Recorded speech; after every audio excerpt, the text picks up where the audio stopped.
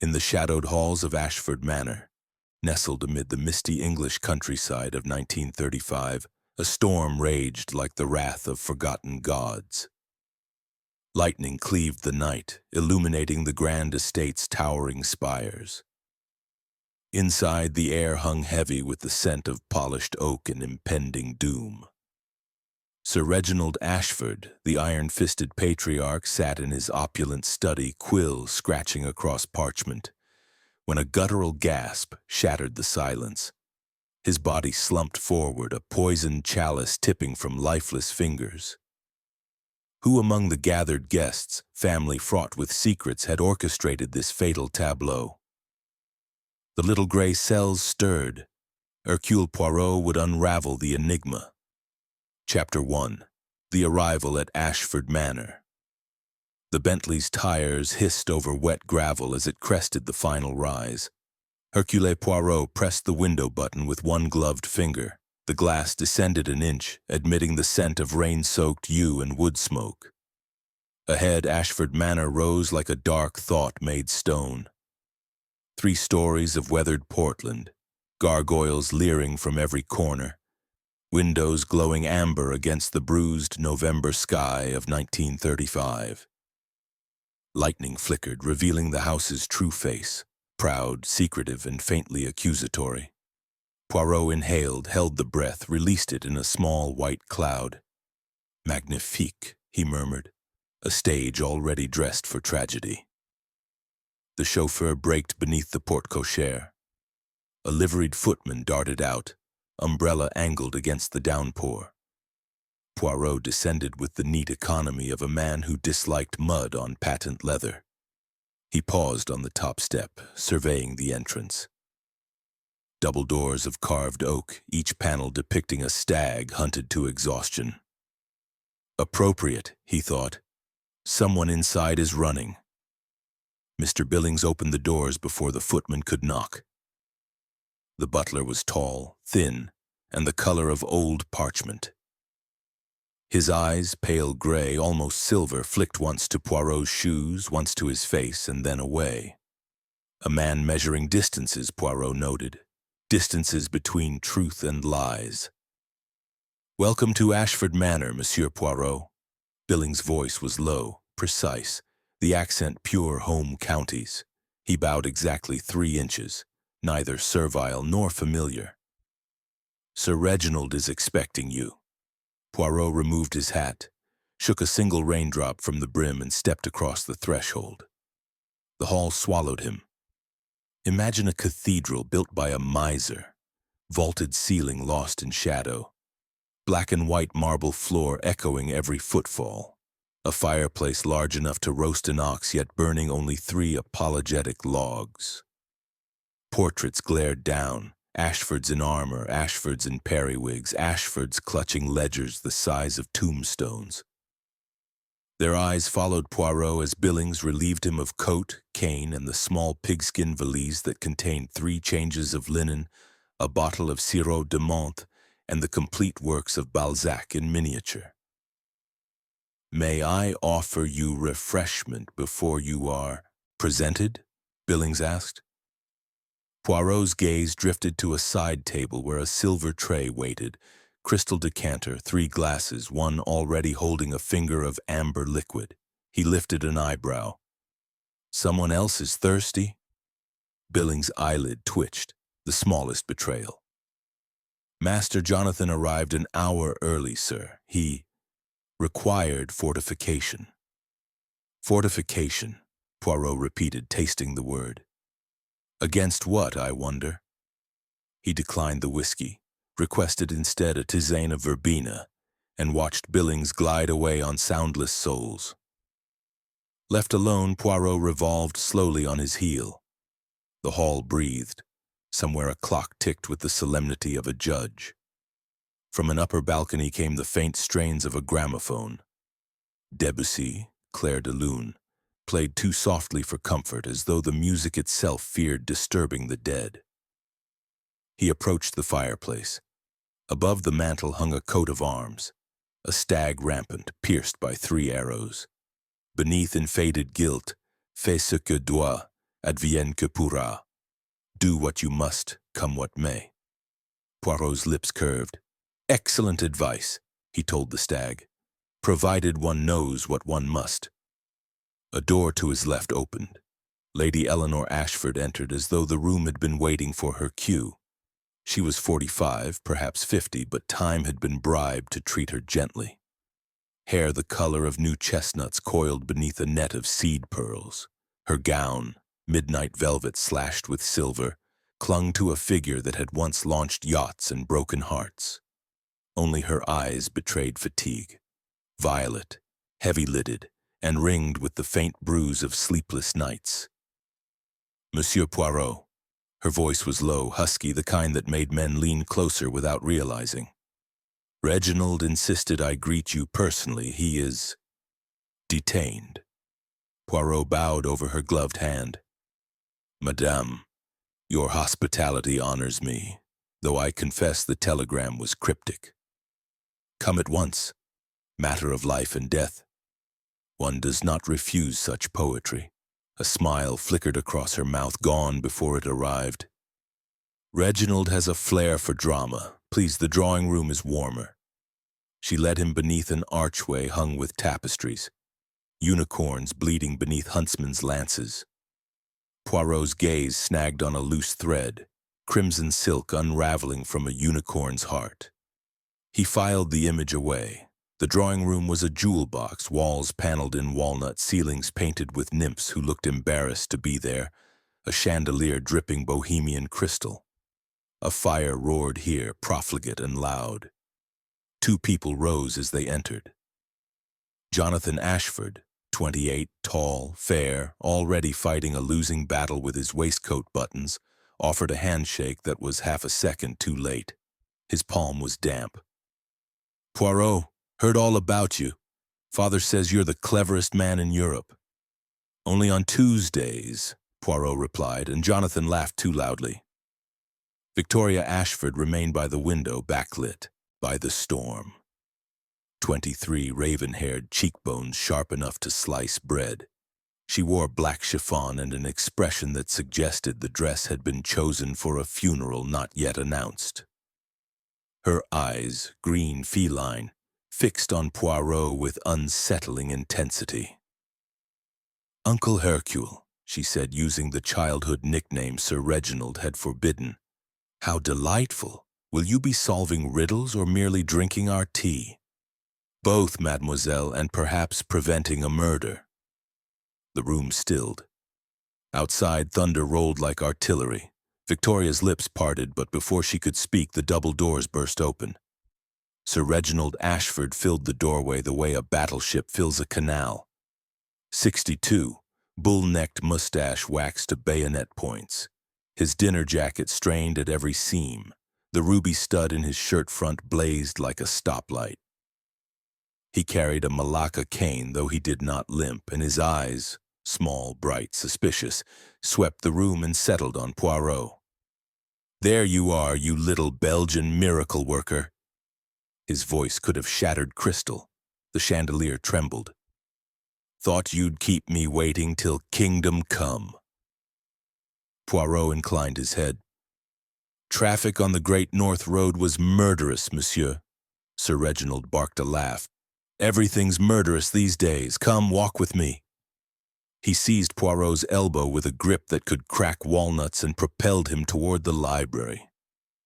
Over his shoulder he flung, Eleanor, pour the man a proper drink. None of your continental thimblefuls. The library smelled of leather, tobacco, and fear. Books rose 2 stories, accessible by a brass gallery that creaked under its own weight. A globe the size of a carriage wheel stood by the window. Someone had stabbed Africa with a paper knife. Sir Reginald shut the door, turned the key, and leaned against it like a bouncer.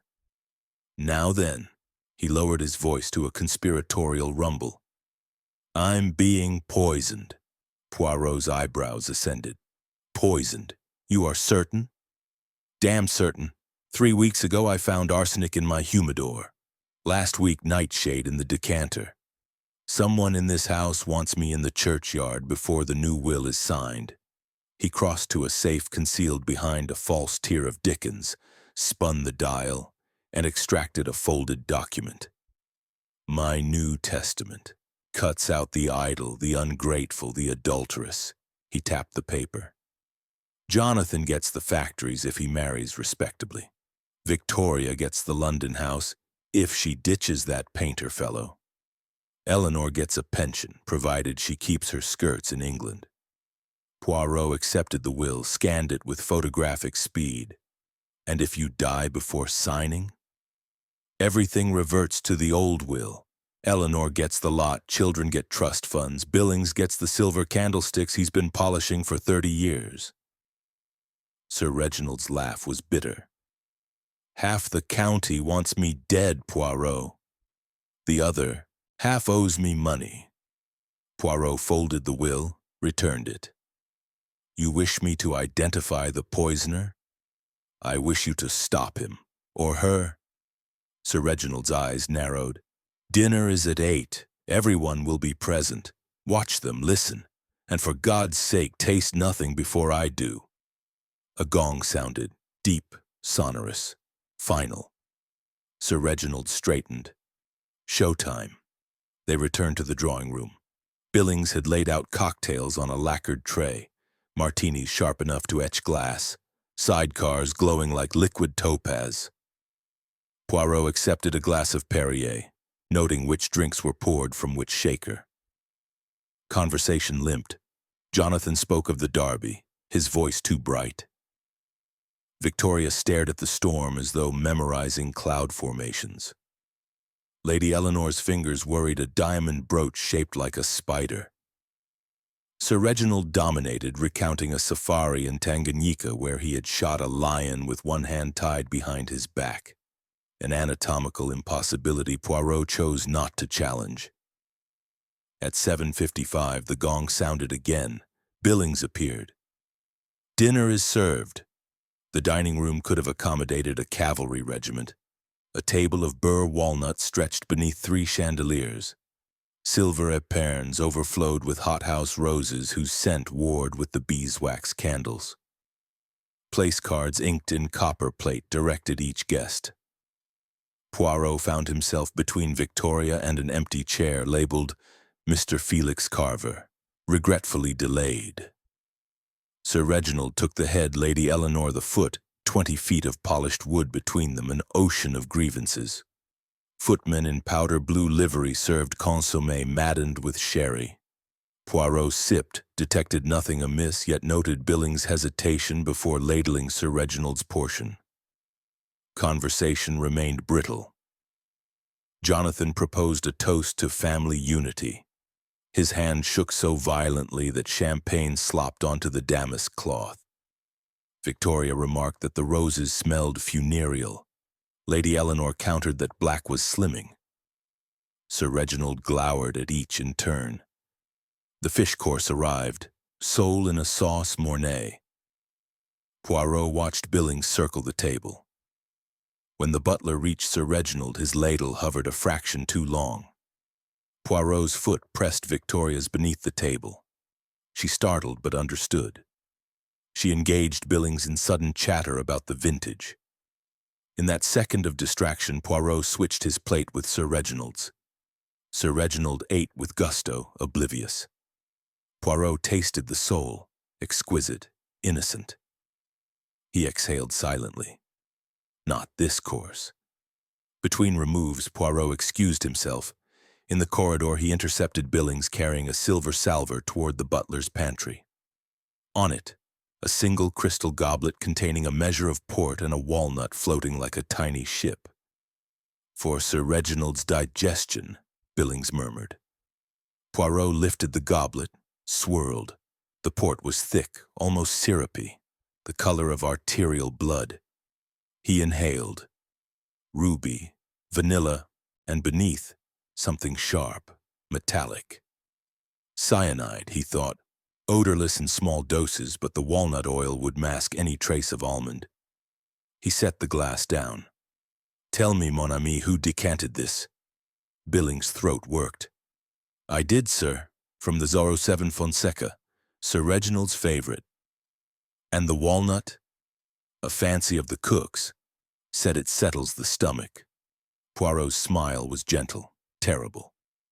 Return to the dining room. Say nothing. I will bring the port myself. Billings hesitated, then obeyed. Poirot carried the goblet to a window, unlatched it, poured the contents into the rain-lashed night. He refilled from a decanter in the sideboard, harmless 21 Croft, added a fresh walnut, and returned. Sir Reginald accepted the glass with a grunt of thanks. He raised it. To old friends and new beginnings. Glasses clinked. Poirot's eyes never left the suspects. Dessert, Charlotte Russe ringed with spun sugar, passed without incident. Coffee was served in the long gallery, a cavernous space lined with ancestors and stuffed animal heads. A storm lantern swung from the rafters, casting shadows that capered like devils. At 10:17 precisely, Sir Reginald yawned theatrically. Early start tomorrow. Poirot, a word in the study, the rest of you, bed. The family dispersed with murmured good nights. Victoria's hand brushed Poirot's sleeve. Uncle Hercule, she whispered, the walnut, you saved him. Tonight, Poirot replied. Tomorrow is another walnut. In the study, Sir Reginald poured brandy, genuine, unpoisoned. He raised his glass. To your health, little man. And to yours, monsieur, though I fear your enemies grow bold. Sir Reginald's face darkened. Find them, Poirot. Name your fee. Poirot sipped, savored, set the glass down. My fee is order. My reward is truth. He turned to leave, then paused. One more thing. The empty chair at dinner. Mr. Felix Carver, who is he? Sir Reginald's laugh was short, ugly. Victoria's painter. I invited him to watch me cut her out of the will. He telephoned, car broke down. Convenient, eh? Poirot nodded. Most convenient. He stepped into the corridor. The house had fallen silent save for the storm and the ticking of clocks. Somewhere a door closed softly. Footsteps, light, hurried, receded along the east wing. Poirot followed, silent as a cat. At the top of the servants' stair, he paused. A sliver of light escaped from beneath a door. The still room. Inside, glass clinked. A woman's voice, Victoria's, whispered urgently. A man answered, low, cultured, furious. Poirot pressed his ear to the panel. Must leave tonight, the man was saying. Your father will kill you when he finds out. He almost died tonight, Victoria hissed. Someone else is trying. If we run, they'll blame us. A pause, then, there's a train at 5:14. Meet me at the summer house. Bring the jewels. Poirot's little gray cells sparked like flint. Jewels. Flight. A second conspiracy braided with the first. He retreated, melting into shadow. In his bedroom, assigned the Chinese room, all lacquer and dragons, he locked the door, opened his valise, and removed a small leather case. Inside, magnifying glass, fingerprint powder, a vial of Marquis reagent for alkaloids. He laid them out like a surgeon preparing theater. From the corridor came the grandfather clock striking 11. Poirot wound his pocket watch, set it beside the tools. He donned silk pajamas the color of gunmetal, slipped a dressing gown over them, and sat in the window seat. Rain lashed the leaded panes, lightning illuminated the grounds, the maze, the lake, the folly on the hill, and there, beneath the yew tree, a figure in a dark cloak, hood raised, carrying something that glinted. Poirot watched until the figure vanished into the maze. He smiled without humor. Chapter 1. He murmured to the storm, "Let the curtain rise." Chapter 2. Whispers in the halls. Poirot did not sleep. He sat in the Chinese room's lacquered armchair, legs crossed, hands steepled, listening to Ashford Manor breathe through its keyholes. At 11:47, the grandfather clock in the long gallery coughed 12 times, each stroke a coffin nail. Silence followed, thick as velvet, broken only by the storm's dying tantrum against the roof tiles. He rose, slipped stockinged feet into kid-leather slippers, and opened his door a finger's breadth. The corridor was a tunnel of darkness pricked by two gas sconces turned low. Their flames guttered in a draught that carried the scent of wet stone and something sweeter. Jasmine, Lady Eleanor's signature. Poirot glided left, past ancestral portraits whose eyes tracked him with the patience of the dead. At the junction he paused. To the right lay the family bedrooms, straight ahead the servants' stair. Left, the disused nursery wing. He chose left. The nursery door hung ajar, exhaling cold. Inside, moonlight speared through a cracked skylight, silvering rows of rocking horses frozen mid-gallop. A single candle stub guttered on a child's table. Beside it lay an open sketchbook. Poirot angled the page to the light. Charcoal studies. Sir Reginald's face over and over, each more savage than the last. Eyes scratched out, mouth slashed into a scream. At the bottom, in Victoria's looping hand, "He will never let me go." Poirot closed the book, memorized the angle of the candle, and moved on. Down the main staircase he descended, one hand trailing the banister carved with ivy and serpents.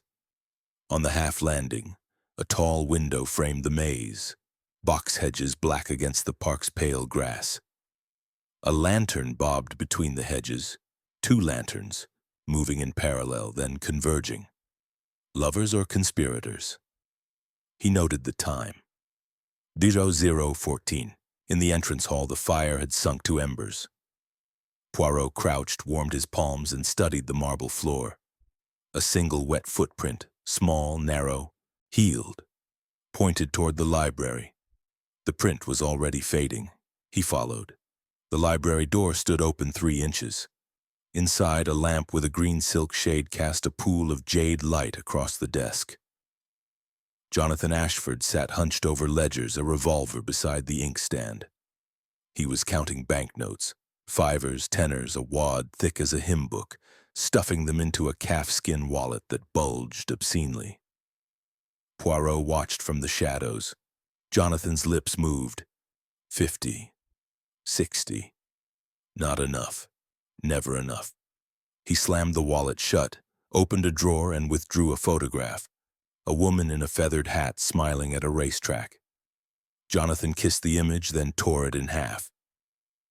The pieces fluttered into the wastepaper basket like dead moths. He did not notice Poirot until the detective's shadow fell across the blotter. Jonathan's hand darted toward the revolver. Poirot's cane intercepted his wrist with a soft click. "Non, non, mon jeune ami. Bullets are so irreversible." Jonathan's face crumpled. "They'll kill me, Poirot. Bookmakers in Whitechapel. They sent a man to the club, broke 2 fingers as a reminder." He held up his left hand. The ring and little fingers were splinted. "Father refused another advance. Said I must learn." Poirot released him. "And the torn photograph?" Jonathan flushed crimson. "Father's mistress. She introduced me to the tables. I thought... leverage." He laughed, a cracked sound. "Turns out she's leverage for half Mayfair." Poirot retrieved the pieces, fitted them together. The woman's eyes were Lady Eleanor's eyes, 20 years younger. He tucked the fragments into his dressing gown pocket. "Return to bed, Jonathan. Tomorrow your father will sign nothing until I have spoken." Jonathan gathered the money, hesitated. "You won't tell him?" "I tell only what must be told." Poirot watched him stumble away, then examined the revolver. Webley Mark IV, 6 rounds, 1 fired recently, gun oil fresh. He sniffed the barrel, pocketed the weapon, and continued his circuit. The billiard room next. Moonlight striped the table through half-shuttered blinds. 2 cues lay crossed like swords. On the scorer's slate, E147, V12. Lady Eleanor played a ruthless game. Poirot ran a finger along the baize. It came away dusted with chalk and a trace of crimson lipstick. A cue ball rested against the cushion, cracked cleanly in 2. He pocketed half.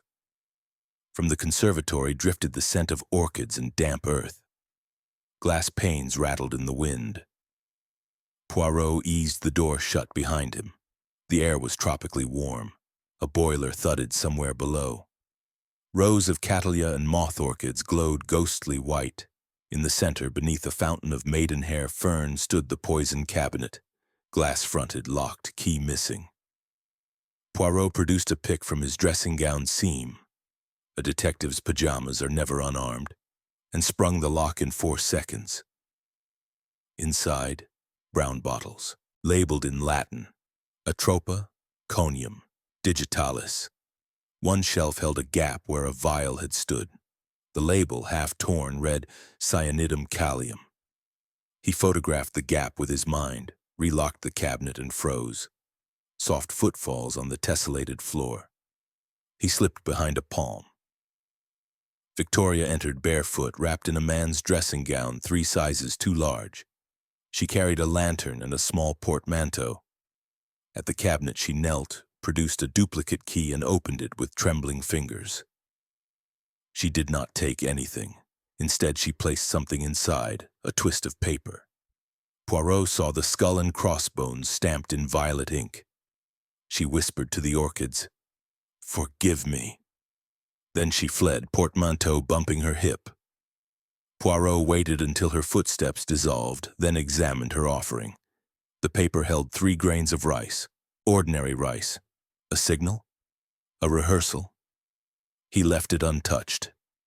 Retracing his steps, he passed the kitchen stairs.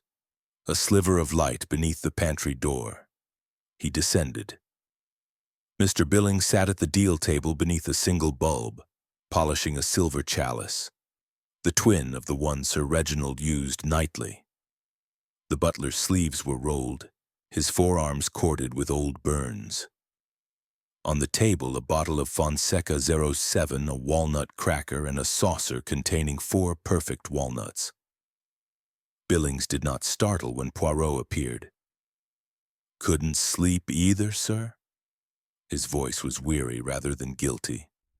Poirot pulled out a chair. "You prepare the master's nightcap yourself?" 30 years, sir.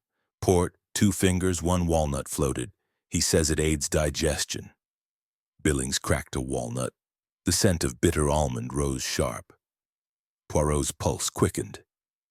"These walnuts," he said casually, "from the estate?" "Imported from Calabria. Sir Reginald is particular." Billings tipped the kernels into a bowl. Poirot noted the slight tremor in the butler's left hand. Parkinson's or fear. "And the port, always the same bottle?" Billings hesitated. "Master Jonathan asked for a glass earlier. I opened a fresh bottle." He met Poirot's eyes.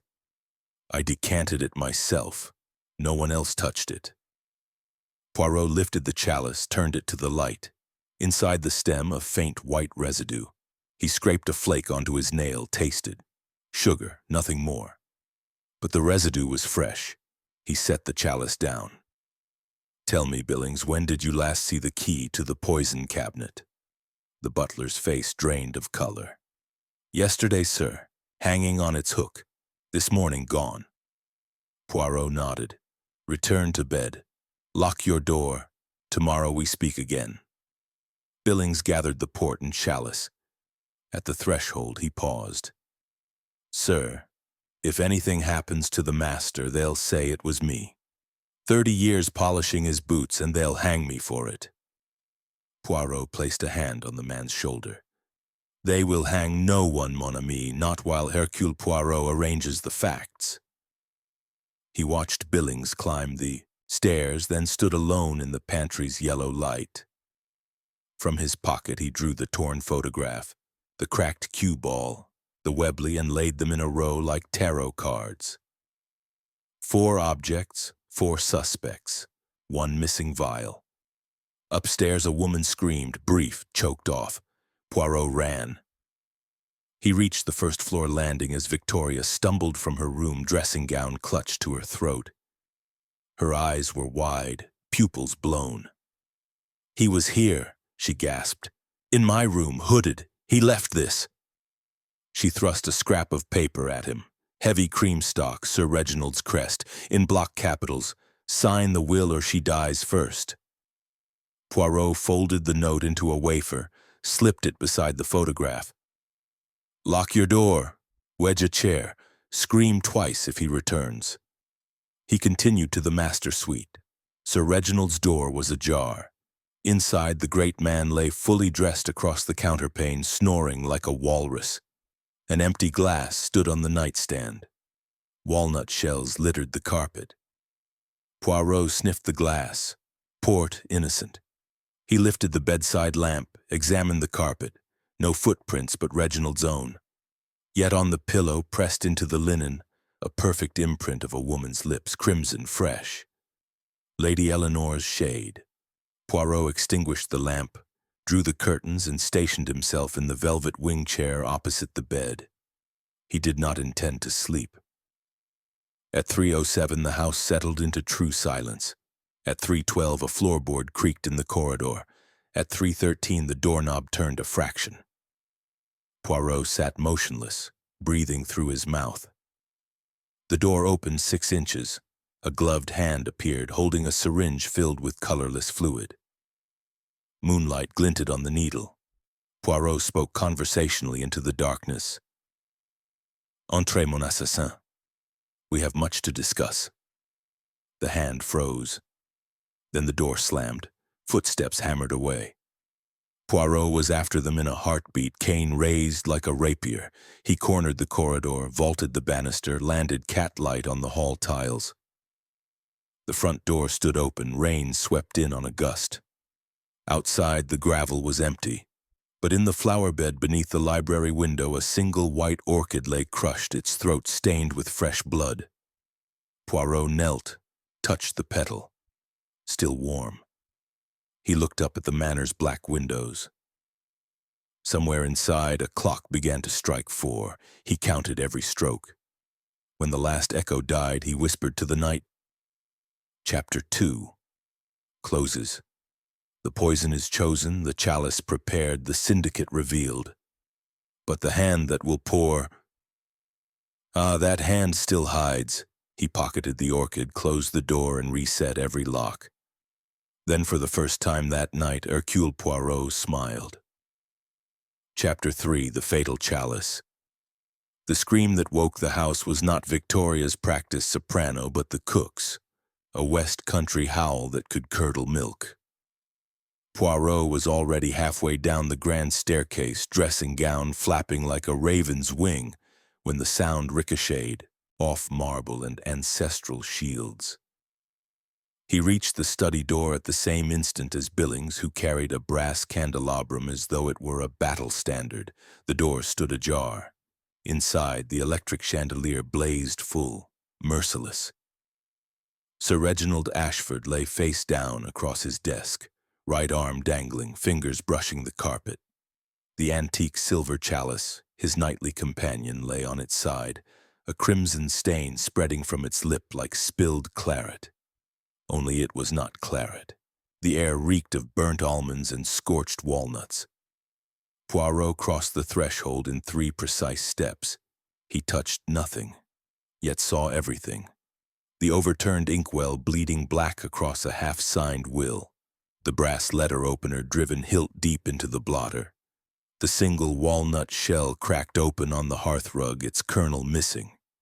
He knelt, sniffed the chalice rim, and felt the gray cells ignite. Cyanide, potassium salt, crystalline, dissolved in the port, death in 90 seconds. He straightened. "Billings, seal every door. Admit no one until I say." The butler's face was the color of wet ash. "Yes, sir." He hesitated. "Shall I telephone the police?" "Later. First we preserve the stage exactly as the murderer left it." Poirot's voice carried the authority of a field marshal. Billings obeyed. Footsteps thundered. Lady Eleanor appeared first, hair in a braid down her back, silk wrapper clutched to her throat. Jonathan followed, pajama trousers tucked into riding boots, eyes wild. Victoria last, barefoot again, clutching the portmanteau she had packed for flight. "What in hell?" Jonathan began. Your father is dead, Poirot cut in. Poisoned. The chalice was prepared in this room between 3 and 5 this morning. Someone among us poured it. Lady Eleanor swayed. Billings caught her elbow. She wrenched free and stumbled to the desk. Her scream this time was soundless, a rictus of grief and calculation. She touched Reginald's cheek, then recoiled as if burned. He was alive at 4, she whispered. I brought him warm milk. He sent me away. Poirot's gaze flicked to her fingers, a faint port wine stain on the right index. He filed it. Jonathan dropped to his knees beside the body. Father? He shook the shoulder. The head lolled, revealing a thin line of foam at the corner of the mouth. Jonathan gagged, scrambled back, and vomited into a potted palm. Victoria set the portmanteau down with deliberate care. Her eyes, green, unblinking, traveled the room like a surveyor. He changed the will, she said flatly.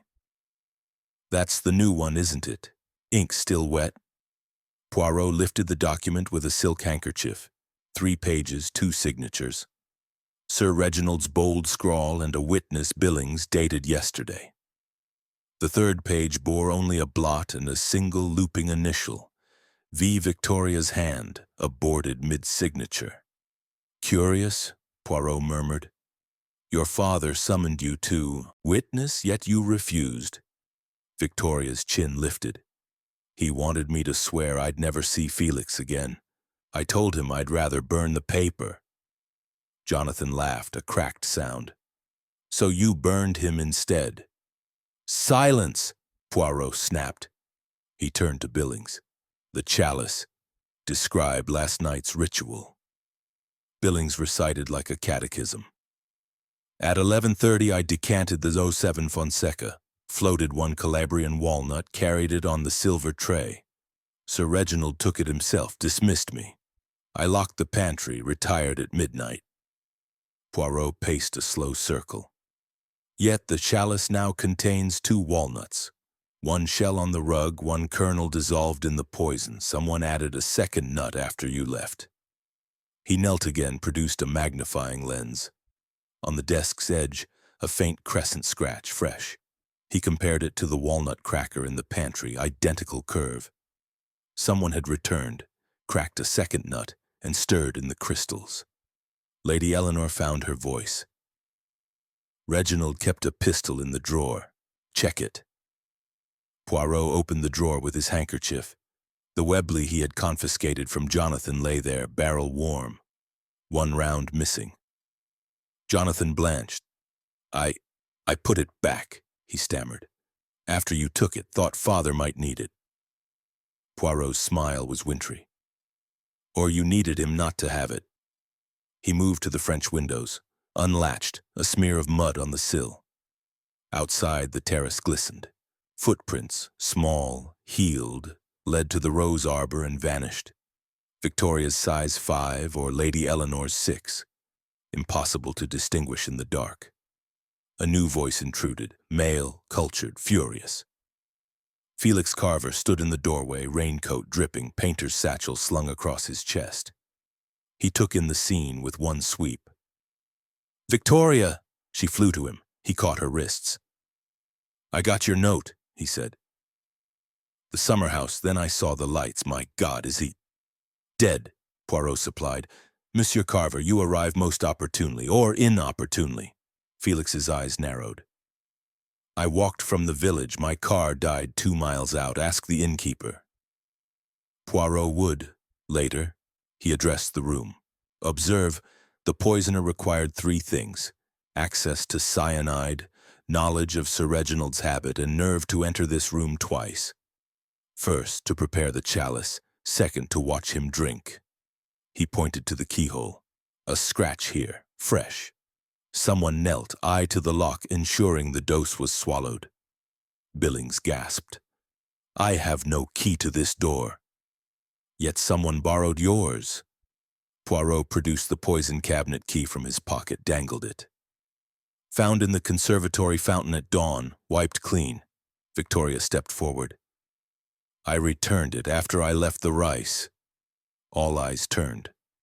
She lifted her chin. Felix and I planned to run. I intended to leave Father a note. Rice grains spelled forgive. Childish, I know, but I never touched the port. Poirot believed the childishness, the innocence less so. Lady Eleanor spoke, voice brittle. I passed the study at 3. The door was closed. I heard voices, Reginald arguing with a woman. Jonathan sneered. That would be you, Mother. No. Her gaze fixed on Victoria. Younger. Felix tightened his grip on Victoria's shoulders. We argued in the conservatory at 2, then I left. Poirot clapped once, sharp, final. Enough. We reconstruct. He arranged them like chess pieces, Billings at the door, Lady Eleanor by the fireplace, Jonathan at the desk, Victoria and Felix by the window.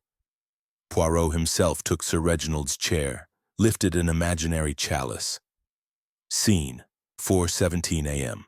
Sir Reginald works late, signs the will. He rings for his nightcap. Billings has left it on the dumb waiter. He mimed, lifting a tray. Someone intercepts, adds the poisoned kernel, returns it. Sir Reginald drinks, realizes too late, staggers, collapses. The murderer watches through the keyhole, then flees via the terrace. He rose. Times. Lady Eleanor, milk at 4. Victoria and Felix, conservatory until 2:30. Jonathan roaming with revolver until 3. Billings asleep, or so he claims. Felix walking from village, arriving now. He paused. Yet one detail refuses order. He crossed to the hearth, lifted the walnut shell with tweezers. Inside, a speck of gold leaf. He compared it to Felix's satchel, gold-flecked paint, still wet. Felix stared. That's my pigment. I mixed it yesterday. Poirot's eyes gleamed. You painted in the dark? No, Felix stopped, looked at Victoria. She went white. Tell them, she whispered. Felix swallowed. Victoria asked me to forge Father's signature on a codicil last night. I refused.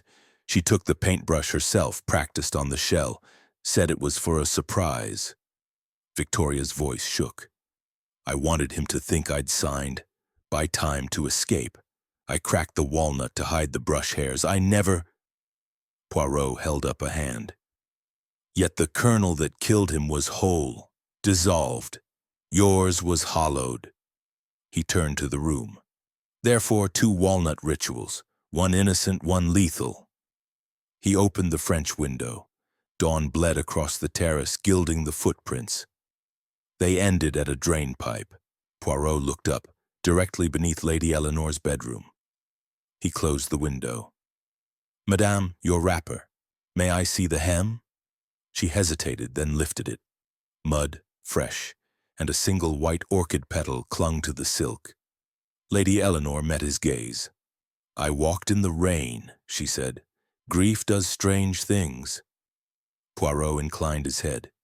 Indeed, but grief does not dissolve cyanide. He faced them all. The chalice is fatal, yes, but the hand that poured it is still warm, and Hercule Poirot sees everything. He stepped into the corridor, closed the door, and leaned against it. From within came the sound of sobbing, accusations, a chair overturning. He allowed himself one small, satisfied smile. Outside, the storm had passed. Rooks wheeled above the maze, calling like witnesses. Poirot lit a cigarette, inhaled, and watched the smoke curl toward the ceiling rose carved with the Ashford stag. Chapter 3, he murmured. The poison is swallowed, the alibis crack, the footprints climb. But the little gray cells, they climb faster. He ground the cigarette beneath his slipper, turned the key in the lock, and began to count the seconds until the next lie. Chapter 4. Interrogations begin. Poirot transformed the morning room into a tribunal. Heavy brocade curtains were drawn against the pale November sun, leaving only a blade of light across the Persian rug. 5 chairs faced a single table. On it lay the fatal chalice wrapped in oilskin. the half-signed will, the Webley revolver, the cracked walnut shell, and the white orchid still freckled with blood. A stenographer's notebook and a freshly sharpened Venus pencil completed the arsenal.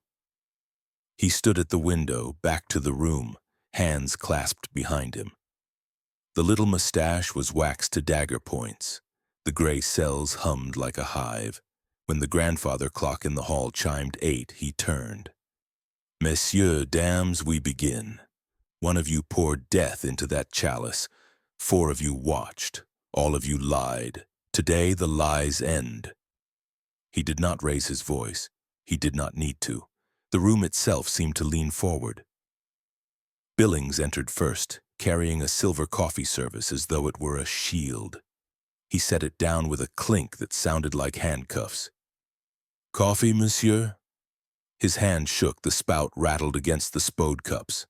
"No. Truth is stimulant enough." Poirot gestured to the center chair. "Sit." Billings obeyed. The electric wall sconce carved shadows beneath his eyes.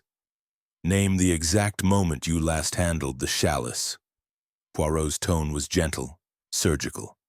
11:43, sir." I decanted the port, floated the walnut, placed the tray on the dumb waiter. Sir Reginald pressed the bell at 11:51. I sent it up. "Alone?" "Alone?" Poirot opened the oilskin, lifted the chalice to the light. "Yet 2 walnuts were found. Explain." Billings' throat worked. "I floated one, sir. One only." Poirot produced the hollowed shell Victoria had used for paint. "This one is yours?" Billings stared, confused. "No, sir. Mine were whole." Poirot set it down. "Who else has access to the pantry?" "Cook, the scullery maid, Master Jonathan, he raids the biscuits, and Miss Victoria, who steals marzipan."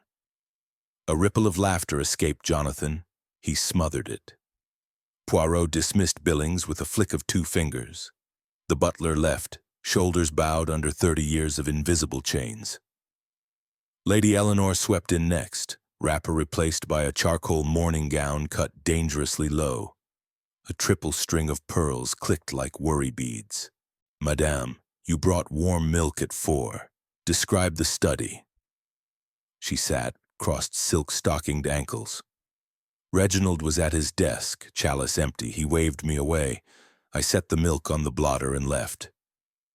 Poirot slid the milk jug, now empty, across the table. A faint almond scent rose from the spout. "Cyanide, madam. A second dose in case the port failed." Her pupils flared. I poured milk from the kitchen jug. "Ask Cook." Cook slept. The jug was unattended between 3 and 5. Lady Eleanor touched the pearls. Reginald was alive when I left. "Ask Victoria. She passed me in the corridor." Poirot's eyes narrowed. "Victoria says she was in the conservatory until 2:30. You place her at 4. One of you walks backward in time." Lady Eleanor smiled, a razor in velvet. "Memory is a treacherous mirror, monsieur." Poirot let her go.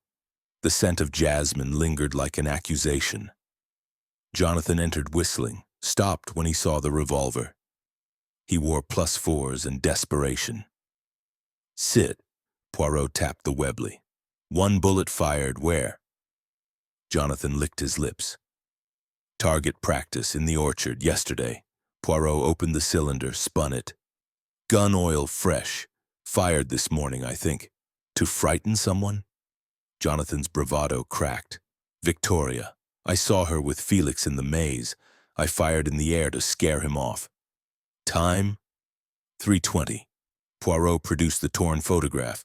Lady Eleanor Young feathered hat. "You kept this for leverage." Jonathan flushed crimson. "She promised to pay my debts if I kept quiet about her lover. Then she laughed when father cut me off." Poirot leaned close. "You needed money. Father refused. Poison is cheaper than Whitechapel bookmakers." Jonathan surged to his feet. "I didn't kill him." "Sit." The single word pinned him. Poirot slid across a betting slip, 4,000 owed to J. Razor Levine. Tomorrow they break more than fingers. Inheritance solves everything, none. Jonathan buried his face in his hands. Poirot dismissed him with a sigh. Victoria entered, clutching Felix's hand. Poirot separated them with a look. Mademoiselle alone. She sat, portmanteau at her feet, like a guilty dog. The rice grains, explain again. I spelled forgive in the poison cabinet, a message for father if he found the key missing. I never touched the cyanide. Poirot opened the cabinet key on its green ribbon. Your ribbon, I think. Found in the fountain. Victoria's eyes filled. I dropped it when Felix kissed me. We were distracted. Poirot lifted the forged codicil, Sir Reginald's signature practiced on walnut shell. You intended to alter the will? Only to give Felix and me a chance. I was going to confess in the morning. Poirot's voice softened. You loved your father. More than he loved me. A tear slid, perfect as a pearl. He let her go. Felix followed, but Poirot barred the door. Monsieur Carver, your turn. Felix laid his painter's satchel on the table. Gold pigment flecks glittered. You arrived at dawn, yet your boots are dry. Explain. Felix opened the satchel, produced a folded mackintosh. I changed at the gate. Painters are vain. Poirot upended the satchel. A glass vial rolled out, empty, labeled cyanidum kalium in violet ink. Felix stared. That's not mine. Poirot uncorked it, sniffed. Traces remain. You studied chemistry at the Slade, oui? Felix's jaw set. I mix pigments, not poisons. Poirot produced the white orchid, blood freckling the throat. Found beneath the library window. Your blood? Felix rolled up his sleeve, a fresh cut, 4 inches, edges neat. Thorn in the rose arbor. I went to retrieve Victoria's locket. She dropped it during our quarrel. Poirot's eyes gleamed. Time? 4:10. I heard the study clock strike as I climbed the drainpipe. Poirot froze the room with a glance. Drainpipe to the study? Felix nodded. I saw Sir Reginald through the window. He was alive, drinking. Then he clutched his throat. I slid down, cut my arm, ran. Poirot's little gray cells detonated like fireworks. He dismissed Felix, locked the door, and stood alone among the evidence. He spoke aloud, pacing. Fact. Sir Reginald drank at 4:17. Fact. Lady Eleanor brought milk at 4:01, poisoned. Fact. Jonathan fired a shot at 3:20, alibi for noise. Fact. Victoria prepared a fake message at 2:45. Fact. Felix watched from the window at 4:10. Fact. Billings decanted at 11:43. Fact. Someone added the second walnut between 3:30 and 4:15. He stopped at the chalice. The residue is on the inside rim only. Therefore, the poison was painted on, not stirred in. A brush. He lifted Felix's paintbrush from the satchel, bristles stiff with dried port and gold leaf. He touched it to his tongue. Bitter almond. Mon Dieu. He opened the door, summoned them all. They filed in, pale, silent. Poirot stood behind the table like a ringmaster.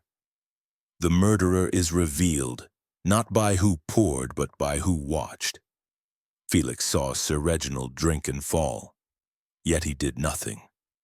Why? Felix opened his mouth. Poirot raised a hand. Because the poison was already in the milk. Lady Eleanor painted the chalice rim at 3:55, knowing Reginald would drain the port and lick the rim. His habit. The milk was insurance. Jonathan fired the shot to mask her return via the terrace. Victoria's rice distracted us from the pantry.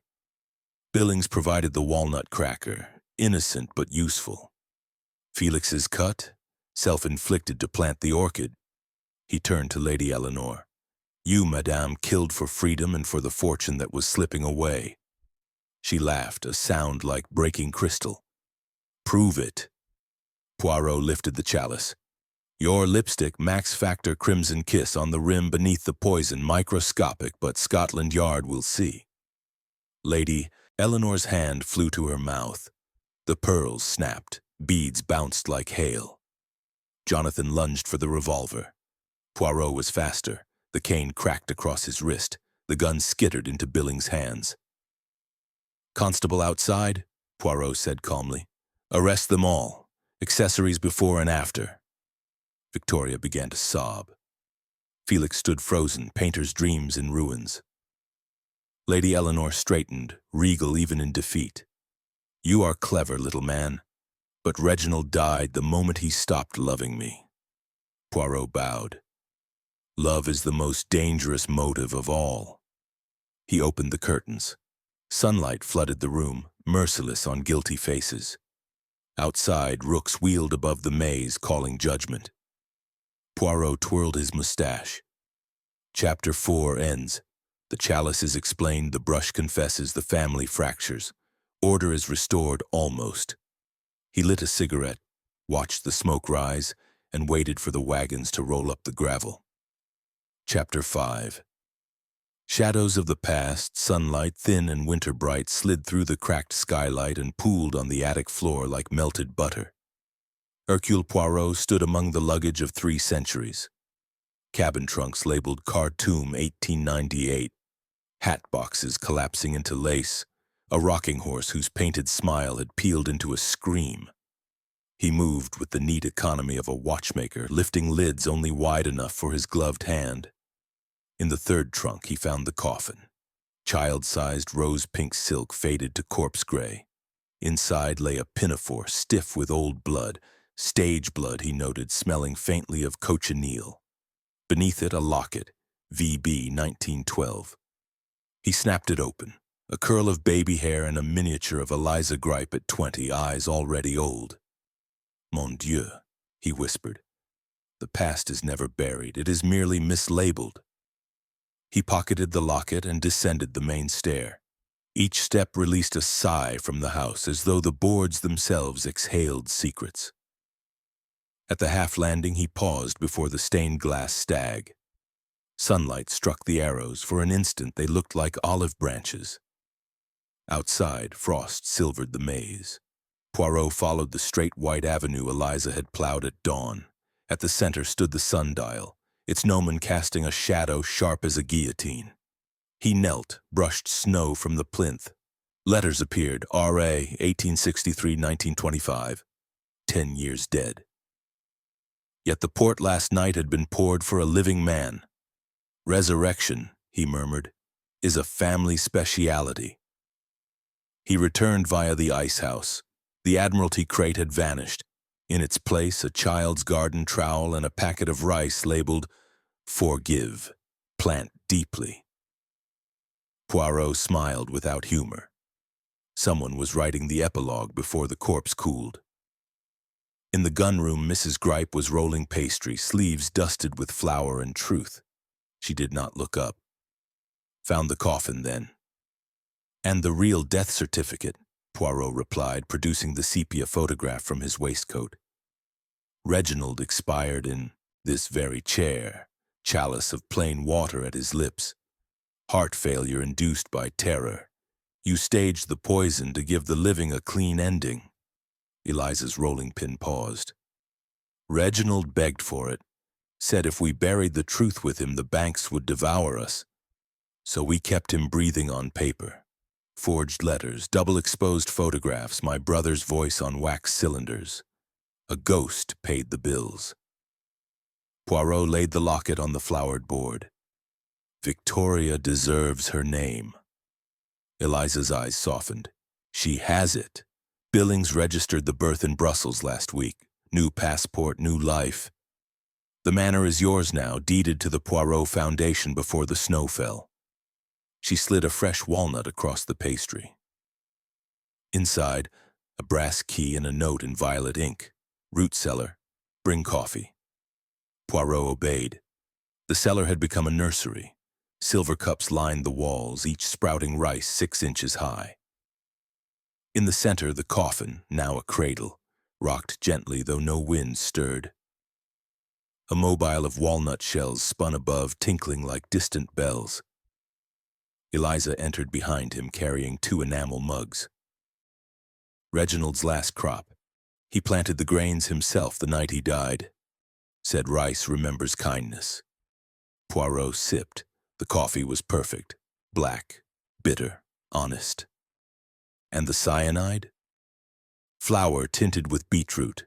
The almond smell, oil of bitter almonds from the still room, harmless as marzipan. We needed Eleanor to confess to a murder dramatic enough for mercy." Poirot turned the key in the cradle's false bottom. A compartment opened. Inside, the real will, dated 1925, leaving everything to "my true daughter Victoria Billings and her mother Eliza Gripe for services to illusion." He closed it gently. "Justice without blood." Eliza's smile was small, fierce.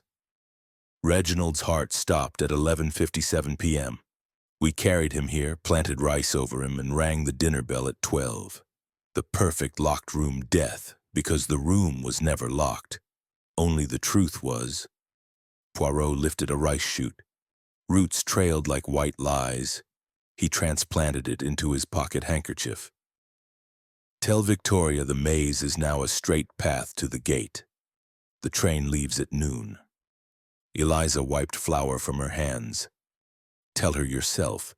She's waiting on the sundial with paintbrush and forgiveness." Poirot climbed the steps into blinding light. The sundial shadow had vanished, high noon. Victoria sat cross-legged, sketching the manor in swift charcoal strokes. She wore Billings' old coat, sleeves rolled 6 times. "Uncle Hercule," she said without looking up, "Cook says the past is compost. What do we grow next?" He offered the rice shoot. "Happy endings. They require daily watering." She tucked it behind her ear like a flower. "Then let's catch the noon train. Ghosts hate punctuality." Together they walked the straight white avenue. Behind them the manor's windows winked sunlight, every pane a mirror, reflecting a future unburdened by corpses.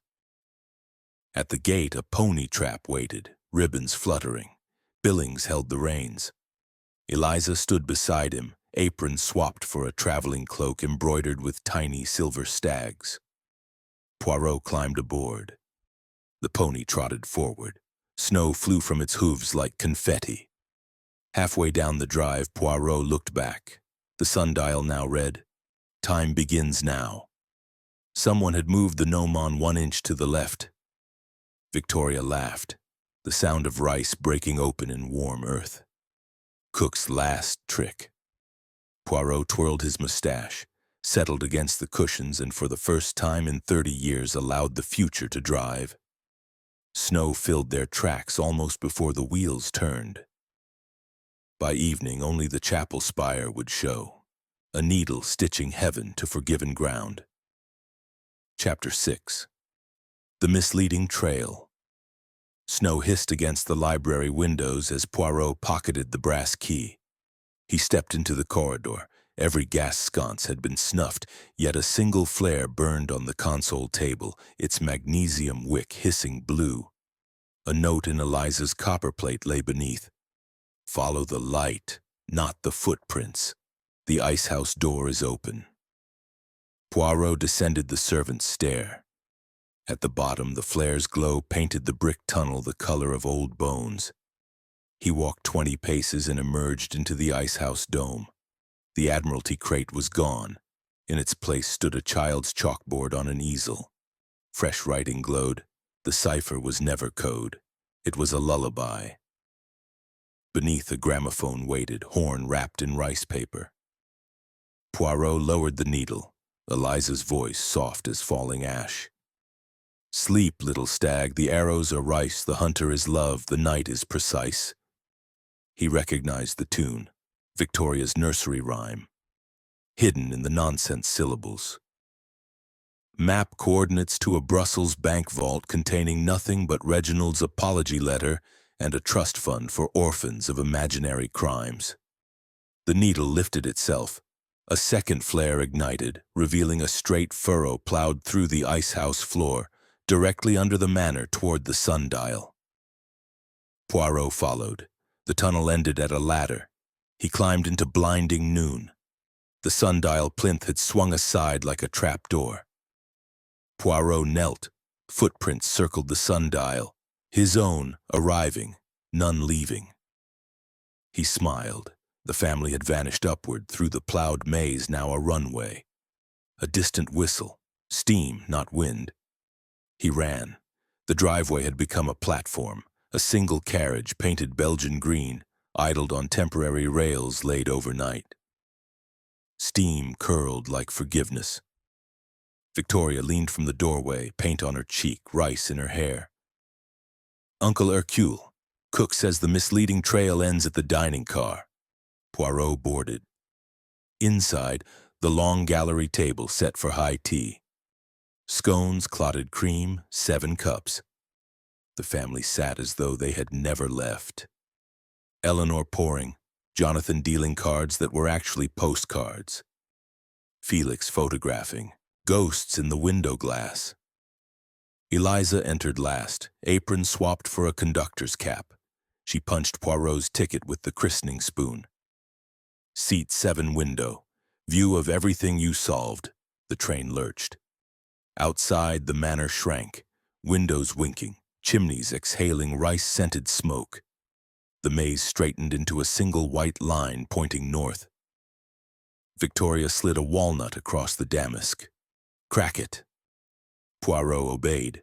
Inside, a grain of rice and a note. "You chased footprints that walked backward. Congratulations, the crime was kindness. The criminal was breakfast. Go plant something." He tucked the note beside the lullaby coordinates. The train gathered speed, bells jingling like walnut shells. Eliza raised her cup.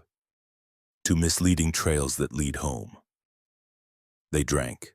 The tea was coffee. Black, honest, hot enough to thaw a decade of lies. Poirot looked out. Snowfields flashed past, already sprouting green where rice had fallen from the windows. Somewhere ahead, Brussels waited with empty vaults and full hearts. He twirled his mustache, settled against the velvet, and allowed the future to whistle him forward. Chapter 7.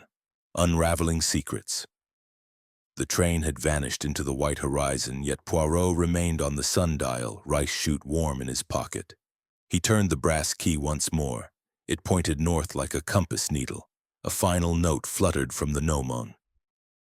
"Gun room. Bring the child's spoon. The recipe is finished." He walked the plowed avenue. Snow had already half erased the sleigh tracks, as though the house itself inhaled footprints. Inside, the manor smelled of cinnamon and gun oil. The gun-room door stood ajar. Steam curled out like incense. Mrs. Eliza Gripe, no longer cook, simply Eliza, stood at the reloading bench in a charcoal traveling dress, sleeves rolled, forearms dusted with rice flour. On the felt lay the flare gun, disassembled, every spring gleaming. Beside it, the christening spoon now polished to moonlight. "Close the door, monsieur. Secrets hate drafts." Poirot obeyed. The fire crackled. Purdy barrels glinted like choir boys. Eliza lifted a walnut, cracked it with the spoon. Inside, not a scroll, but a tiny brass cog. "Reginald's heart," she said. "Stopped at 11:57, 1925. We wound the clocks forward, kept the ghost ticking. This cog came from the grandfather in the hall, replaced nightly so the chimes never faltered." She opened a biscuit tin. Inside, a stack of wax cylinders labeled in violet ink. "Every equinox we recorded a new Reginald." Billing's voice, aged with brandy and grief. Played through the dumbwaiter, the ghost ordered port, threatened disinheritance, forgave no one. Creditors trembled, banks waited. Poirot turned a cylinder. On it, etched with a needle, VB first word, justice. "Victoria spoke into this at age 3, Eliza continued. "We hid it in the sundial. The lullaby was coordinates, the rice was the key. Everything else, lipstick, blood, footprints, was stage dressing." She reassembled the flare gun in 4 clicks, loaded a single star shell. Last performance. She fired upward. The ceiling burst into magnesium dawn. In the white glare, every shotgun barrel became a candle, every cartridge a rice grain. Shadows fled, the room blazed honest. Eliza lowered the gun. Reginald died begging us to let the lie live. We did, until a real detective arrived. Your reputation, monsieur, was the final ingredient. She handed him the recipe card, now laminated in walnut shell. Rice to taste, serve at high noon. Never reheat.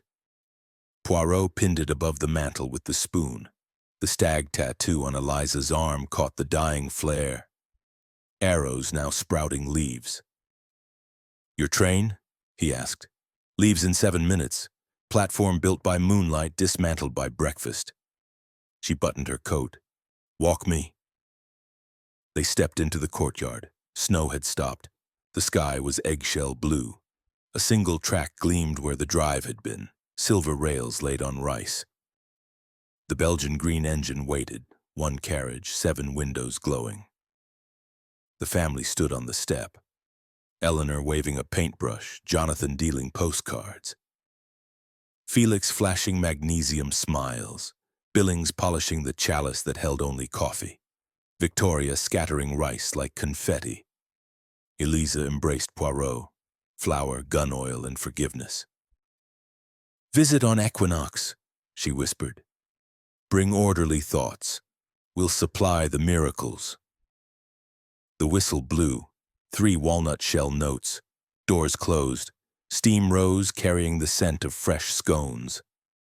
As the train glided north, the rails lifted behind it, folding into the snow like a magician's silk. By the first bend, only bells remained, tinkling farther and farther until silence stitched the valley shut. Poirot stood alone.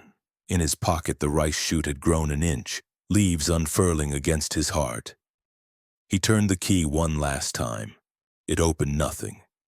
It had never been a key, only a promise.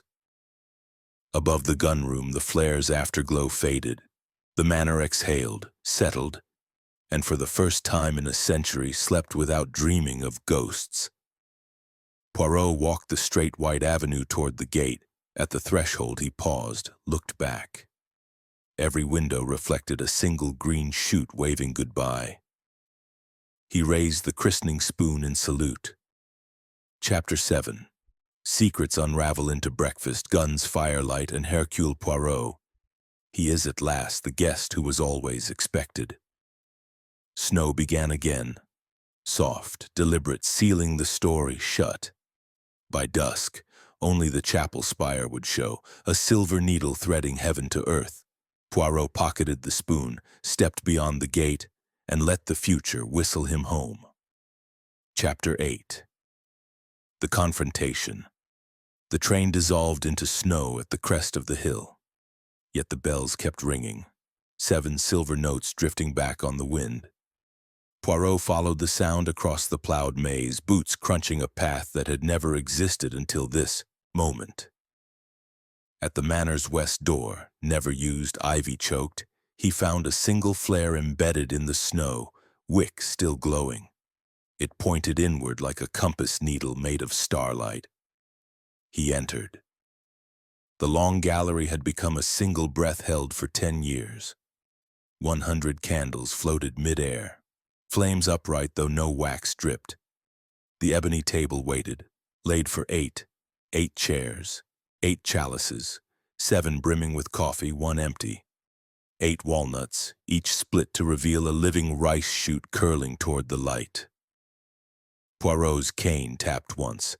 The floating candles descended, settling into silver candlesticks that materialized as they touched the cloth. From every shadowed arch they stepped forward, no longer fugitives but celebrants. Eliza first, conductor's cap swapped for a crown of walnut leaves. Eleanor, pearls replaced by a single rice necklace. Jonathan, betting slips now seed packets. Felix, camera traded for a watering can. Billings, chalice polished to a mirror. Victoria, paintbrush behind one ear, rice behind the other. And at the head, Regina, The child born yesterday, red coat buttoned to the throat, holding the christening spoon like a scepter. They took their seats. Poirot remained standing. Messieurs, dames, et petite madame, he began, bowing to Regina. You promised a confrontation. I am, as always, punctual. Eliza lifted the empty chalice. Seat 8 is yours. Tonight we confront the only murderer who ever walked these halls. Fear. She cracked a walnut. A scroll uncurled. Regina read in a piping voice. Fear poisoned the port. Fear forged the wills. Fear kept a dead man breathing. Confess. One by one they spoke. Eleanor. I feared poverty more than prison. Jonathan.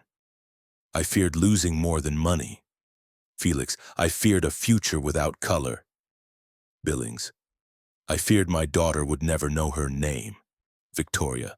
I feared love required lies. Eliza. I feared kindness would be forgotten. Regina saved the final scroll for Poirot. He unrolled it. Hercule Poirot, you feared the perfect crime would remain unsolved. Confess. He sat. I confess to arranging every footprint, every flare, every tear so that justice could be served without a single grave. The little gray cells are vain, mes amis. They crave applause. Regina clapped. The floating candles flared gold. Eliza poured coffee into the 8th chalice. Steam rose in the shape of a stag, arrows dissolving into rice. Reginald's heart stopped at 11:57, she said. We restarted the clocks at 12 hours and lived the same hour for 10 years. Until a detective arrived who refused to wind the lie forward. Your arrival, monsieur, was the murder weapon. Truth killed the ghost. She lifted the flare gun, now a silver coffee pot. Last toast. They raised their cups. To the confrontation that never needed a corpse. They drank. The coffee tasted of walnuts, snow, and beginnings. Regina tugged Poirot's sleeve. Chapter picture. He produced the miniature Kodak. They gathered. 8 heads, 1 table, 1 manor glowing behind them like a promise kept. Felix pressed the bulb. Magnesium flashed. The image froze forever. Fear banished, rice triumphant. Outside, the snow stopped as though someone had closed a book. The maze straightened into a single green arrow pointing north. Eliza handed Poirot the manor keys, now a single rice grain on a silver chain. Foundation opens at equinox. Bring orphans. We'll supply the miracles. The west door swung wide. A sleigh waited, runners carved from walnut shells, reindeer replaced by 7 percherons wearing bells of solid light. They boarded. Regina on Poirot's lap, spoon clutched like a ticket. The sleigh lifted not on snow but on the updraft of 8 honest heartbeats. As they rose above the manor, Poirot looked down. Every window had become a rice paddy, green shoots waving farewell. The sundial read, Time is what you plant. Victoria scattered the last handful. Rice became stars. The sleigh banked north, bells singing the lullaby that was never a cipher, only a map home. Poirot twirled his mustache, kissed Regina's curls, and for the first time in 30 years allowed wonder to steer. Chapter 8, he murmured to the wind. The confrontation is breakfast. The confession is coffee. The sentence is joy. And Hercule Poirot, he is at last the orphan who came home for supper. Below, Ashford Manor folded into snow like a letter sealed with green wax. By dawn, only the chapel spire would show, a silver needle threading yesterday to tomorrow. The sleigh vanished into the cream-colored sky, trailing rice that would sprout stories wherever it fell. Chapter 9. The Revelation. The sleigh landed without a sound on the chapel roof. Snow slid away like silk. Shingles became a marble floor underfoot. Poirot stepped down, Regina asleep against his shoulder, her red coat bright as a cardinal. Inside, the chapel had become a single heartbeat. No pews, only a perfect circle of light where the altar had been. At its center, the model manor, now life-size, every brick breathing. 7 music stands ringed it, each holding a chalice of coffee and a walnut cradle. From the rafters hung the mobile of walnut shells, now the size of church bells chiming softly in a wind no one felt. The family waited in a crescent, ghosts made flesh by forgiveness. Eliza spoke first, voice ringing like the bells above. Reginald never died in 1935. He died in 1925, here clutching a chalice of water and regret. We buried the panic, not the man. Tonight we bury the lie. She lifted the model's roof. Inside, the icehouse coffin open, filled with rice shoots tall as children. A single grain glowed gold. Victoria stepped forward, paint on her fingers, now stardust. Papa planted that grain the night he stopped his heart. He said, "Let it grow until a detective brave enough to solve kindness arrives." You arrived. Jonathan produced a betting slip, blank. I wagered everything on fear. I lost. The house wins when no one plays. Eleanor opened her necklace. Rice grains spilled like pearls. I confessed to a murder of flour so my daughter could inherit mercy. Mercy accepted. Felix flashed magnesium once, soft, forgiving. The burst lit the chapel in sunrise. Every face became a photograph of tomorrow. Billings set the real chalice, empty, flawless, on the altar. I forged a decade of ghosts. Tonight I forge a dawn. Regina stirred, spoon clutched like a wand. She pointed to the glowing grain. Uncle Hercule, pull. Poirot knelt. He plucked the grain. The chapel floor dissolved into snow. They stood in the maze, now a single straight path of green rice leading to a gate of light. Eliza handed him the deed, rice paper signed in coffee. The manor is the Poirot Foundation. Orphans plant here, ghosts water. She cracked the final walnut. Inside, a mirror the size of a coin. Poirot looked. His reflection winked, 10 years younger. Time, Eliza said, is what you plant. The gate opened onto a platform. The Belgian green train waited. No steam, only birdsong. Carriages were walnut shells enlarged, windows rice paper lanterns. A chalkboard read, "Next stop, every equinox." The family boarded. Regina waving from the guard's van, spoon now a whistle. Victoria leaned out. "Bring the wasabi macaron." Gray cells hate boredom. Poirot raised the mirror. Sunlight struck it. The beam became a flare arching over the manor. Where it touched, snow melted into instant spring. Rice paddies, orchards, children's laughter already echoing. The train whistle blew. 7 rice grain notes. Doors closed on light, not wood.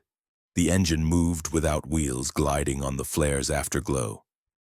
Poirot stood alone on the platform that became the sundial. The gnomon now read, "Truth o'clock." He pocketed the mirror, the deed, the glowing grain. From the chapel spire a final flare burst. 7 colors, 7 bells, 7 heartbeats. Snow began again, soft, deliberate, planting tomorrow. By dusk, only the mobile would remain, spinning above an empty cradle, waiting for the next orphan brave enough to solve breakfast. Poirot walked the green path toward the gate. At the threshold, he paused, looked back. The manor had become a single rice shoot, tall as a child, waving. He raised the spoon in salute. Chapter 9. The revelation is spring. The corpse is compost. The crime is coffee. And Hercule Poirot, he is at last the gardener of ghosts. The gate closed behind him with a sound like a walnut cracking open to reveal the world. Chapter 10. Justice served. The gate of light snapped shut behind Poirot like a walnut shell. He stood in the manor's entrance hall, now a single sunbeam wide enough for one honest man. Every portrait had stepped down. Ancestors formed a silent honor guard, eyes soft with relief. The grandfather clock struck 13. Once, for the year the lie began, 12 times for every equinox forgiven.